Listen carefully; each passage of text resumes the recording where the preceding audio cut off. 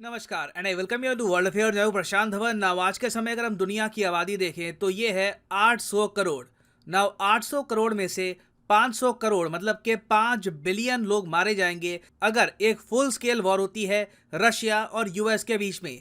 ये रिसेंटली कहा है एक यूएस यूनिवर्सिटी के रिसर्च पेपर ने, और आपने देखा होगा इस पर बहुत से आर्टिकल्स पब्लिश हुए हैं दुनिया भर में, क्योंकि ये एक बहुत ही डीप स्टडी थी। इन लोगों ने मिलियंस ऑफ डॉलर्स इन्वेस्ट करके डेटा इकट्ठा किया, कंपाइल किया, और उसके बाद दुनिया के सामने एक प्रॉपर सिनेरियो रखा कि अगर यूएस और रशिया, अब ऑफ कोर्स जब मैं कहता हूं यूएस तो यहाँ पे आप ऑटोमेटिकली मान लो कि वेस्टर्न यूरोप के जो कई कंट्रीज हैं, यूके, फ्रांस, ये ऑटोमेटिकली यहाँ पर इन्वॉल्व हो जाएंगे।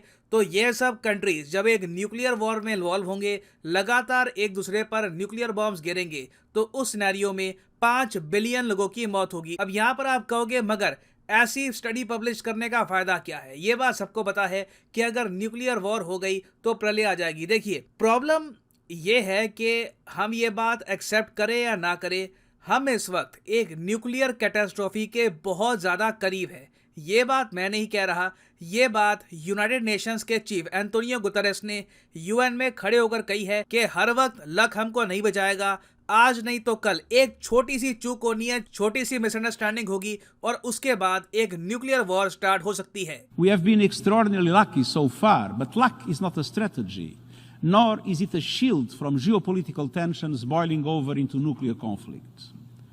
Today, humanity is just one misunderstanding, one miscalculation away from nuclear annihilation. तो आपने सुना, यूनाइटेड नेशंस के सेक्रेटरी जनरल ने ओपनली कह दिया कि न्यूक्लियर एनाइलेशन के हम बहुत ज़रा करीब है, और ये कोई पैनिक फैलाने वाली बात नहीं है। कभी कभी जो रियलिटी है, चाहे जितनी भी कड़वी हो, हमें दुनिया के सामने ओपनली उसके बारे में बात करनी होगी। अगर हम प्रिटेंड करेंगे कि हमारे सामने जो खतरा है वो एग्जिस्ट करता नहीं है, तो उससे वो खतरा अपने आप गायब नहीं हो जाएगा। तो इसलिए दुनिया भर की जो लीडिंग यूनिवर्सिटीज़ हैं, इन्होंने एक सिनेरियो क्रिएट करना स्टार्ट कर दिया है कि जब न्यूक्लियर वॉर होगी तब दुनिया का क्या हाल होगा, किस तरीके से लोग मारे जाएंगे। अब यहाँ पर आप कहोगे मगर ये सब तो खराब बातें हैं, इसको हम डिस्कस करते क्यों है, कितने लोग मारे जाएंगे, क्या होगा। देखो, रियलिटी ये है कि बदतर से बदतर सिनेरियो के लिए हमारे पास एक प्लान होना चाहिए कि मान लीजिए न्यूक्लियर वॉर हो जाती है, स्मॉल स्केल वॉर हो जाती है, उसके बाद हम कैसे एक बड़ी पॉपुलेशन को खाना प्रोवाइड करेंगे,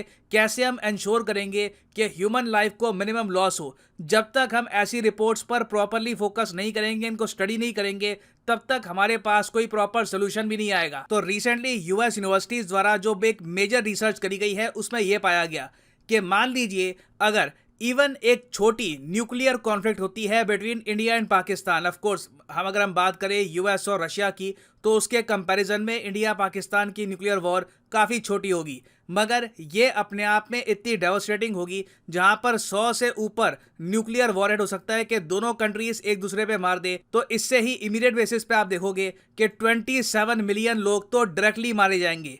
27 मिलियन कितने हो गए? ये हो गए 2 करोड़ 70 लाख लोगों की तो डायरेक्टली मौत होगी न्यूक्लियर एक्सप्लोजन से। बाकी बाद में बताया जा रहा है कि 2 बिलियन लोग मारे जाएंगे भूख से, क्योंकि जो न्यूक्लियर बॉम्ब्स इंडिया पाकिस्तान एक दूसरे पर गिरेंगे, उसके बाद जो सूट खड़ा होगा। अब यहाँ पे आपको ये समझना होगा सूट क्या होता है। ये वर्ड मैं काफ़ी यूज़ करूंगा इस वीडियो में, SOOT सूट। आपने काफ़ी बार मूवीज़ में, डॉक्यूमेंट्रीज में देखा होगा कि जब न्यूक्लियर एक्सप्लोजन होता है तब एक काला सा धुआं उठ जाता है और ये पूरा जो स्काई है उसको घेर लेता है, तो इसको कहा जाता है सूट। सूट देखिए, अगर मान लो आप कोई न्यूक्लियर बॉम्ब ना भी एक्सप्लोड करो, कोई नॉर्मल बॉम्ब भी एक्सप्लोड करो, तो आप देखोगे कि कुछ टाइम के लिए तो बिल्कुल काला धुआं छा जाता है आसमान में। तो जब बहुत सारे न्यूक्लियर वेपन्स यूज़ किए जाएंगे तो इतना सूट पैदा होगा कि दुनिया में काफ़ी जगह सनलाइट बिल्कुल ब्लॉक हो जाएगी, एग्रीकल्चर लोग कर नहीं पाएंगे, खाना होगा नहीं, और स्टारवेशन से बताया जा रहा है, भूख के मारे स्टारवेशन से करीब 2 बिलियन के आसपास लोग हो सकता है कि 10 साल में मारे जाए। ये ऐसा नहीं है कि कुछ महीनों में मारे जाएंगे। इस रिपोर्ट में बताया गया है कि 10 साल तक ये सूट रहेगा आसमान में, उसके बाद ये क्लियर होगा और ह्यूमैनिटी नॉर्मैलिटी की तरफ बढ़ पाएगी। ना ये तो हमने बात करी है एक छोटी न्यूक्लियर वॉर की। इसके बियॉन्ड आप अगर देखें, एक बड़ी अगर न्यूक्लियर वॉर होती है बिटवीन यूएसए एंड रशिया, उस केस में बताया जा रहा है कि 4400 न्यूक्लियर वॉरहेड यूज होंगे, और इसमें डायरेक्टली कितने लोगों की मौत होगी? डायरेक्टली बताया जा रहा है कि यूएसए, यूरोप और रशिया तीनों लोकेशंस में आप देखोगे कि 360 मिलियन लोग तो मारे जाएंगे डायरेक्टली, मतलब कि सीधा एक्सप्लोजन होगा, इनको पता भी नहीं लगेगा, कुछ दर्द नहीं होगा, बस with in seconds they will be dead. और 360 मिलियन कितने हो गए? देखिए 360 मिलियन हो गए 36 करोड़। इंटरेस्टिंगली मैं यहाँ पर यह भी मेंशन कर दूं कि पूरे यूएस की आबादी आज के समय 34 करोड़ के आसपास है। रशिया की आबादी 14 से लेकर 15 करोड़ है। उसके अलावा पूरे यूरोपियन कॉन्टिनेंट की आबादी है, बताया जाता है 74 करोड़। तो इसमें से इमीडिएटली इतने न्यूक्लियर वॉरहेड है रशिया यूएसए के पास कि 36 करोड़ तो जल्दी मारे जाएंगे। उसके बाद पूरे जो प्लेनेट में लोग रह रहे हैं उनको सफ़र करना होगा, क्योंकि न्यूक्लियर सूट यहाँ पर इतना क्रिएट होगा कि सन कंप्लीटली ब्लॉक हो जाएगा, एग्रीकल्चर हम नहीं कर पाएंगे। ऑलरेडी हम देख रहे हैं कि जब यूक्रेन रशिया वॉर ही हो रहा है ना, तो उसका कितना नेगेटिव इंपैक्ट जाता है कई देशों पे, वहां पर खाना पहुंच नहीं पा रहा। तो जब एक बार न्यूक्लियर सूट पूरी धरती को ढक लेगा, उसके बाद बताया जा रहा है कि 5 बिलियन मतलब कि 500 करोड़ लोग भूख के मारे जाएंगे। अब इस रिपोर्ट में वैसे ये भी बताया गया है कि कुछ कंट्रीज होंगी जो रिलेटिवली सेफ भी रहेंगी, वहां पर इतनी तबाही नहीं होगी, वहां पर भूख से लोग इतना नहीं मरेंगे। ये देश कौन कौन से हैं? देखिए, जो देश मिड लैटिट्यूड से दूर है वहां पर इतने लोग नहीं मारे जाएंगे। For example Australia, Argentina, Uruguay, Brazil, Paraguay और कुछ और देश हैं, यहाँ पर साइंटिस्ट के हिसाब से इतनी मौत नहीं होगी। मगर बाकी लोकेशंस में, अफ्रीका में, एशिया में पर्टिकुलरली बहुत से लोग मारे जाएंगे। अब यहाँ पर आप पूछोगे चलो ठीक है, ये तो हमने जान लिया कितना नुकसान होगा, मगर प्रिवेंशन के लिए हम क्या कर सकते हैं? देखिए, बहुत ही सिंपल आंसर है। ज़्यादातर लोगों की मौत होने वाली है स्टारवेशन की वजह से। तो नीड ये है कि ऑलरेडी ह्यूमन बींग्स थोड़ा सा रेजिलिएंट फूड जो है उस पर फोकस करें। रेजिलिएंट फूड क्या होता है? ऐसा खाना जहाँ पर आपको पानी की इतनी आवश्यकता ना हो, जहाँ पर सनलाइट की आपको इतनी आवश्यकता ना हो। तो यहाँ पर मिलेट्स की काफ़ी बात की जा रही है। मिलेट्स वेरियस टाइप के होते हैं, हिंदी में जैसे बाजरा हो गया, ज्वार हो गया या फिर रागी, ये सब मिलेट्स के टाइप हैं। और मिलेट्स को ग्रो कर पाना काफ़ी आसान रहता है।